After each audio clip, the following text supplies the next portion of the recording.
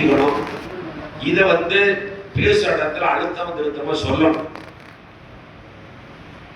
இன்னைக்கு 5 வருஷம் ஆட்சி காலம் எப்படி இருந்ததுங்கிறது உங்களுக்கு எல்லாத்துக்கும் தெரியும். அவ்வளவு ஒரு மோசமான ஒரு சூழ்நிலை. இப்ப கூட ஆரம்பிக்கும் பொழுது மெழுகுவத்தி ஏந்தினோம், நிர்பயான்னு சொன்னோம். டெல்லியில நிர்பயாக ஒரு பெண்ணு மானபங்கப்படுத்தி கொலை செய்யப்பட்டால் இந்தியாவே அதிர்ச்சி. அதுக்கு பேரே நிர்பயான்னு வச்சாங்க. நிர்பயா ஃபண்டுன்னு கொடுத்து நான் போக்குவரத்து துறையில இருந்தேன்.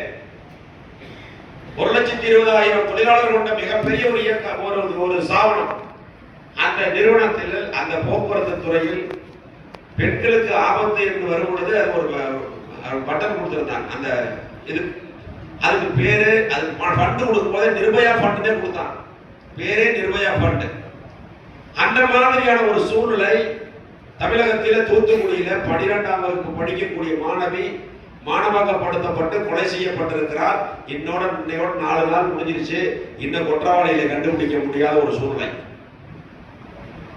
நம்முடைய மாவட்ட செயலாளர் சொன்னது போல 2 வயசு குழந்தையிலிருந்து 80 வயசு பாட்டி வரைக்கும் வர்றதில்லை. இந்த துணிச்சல்ல எப்படி வருது?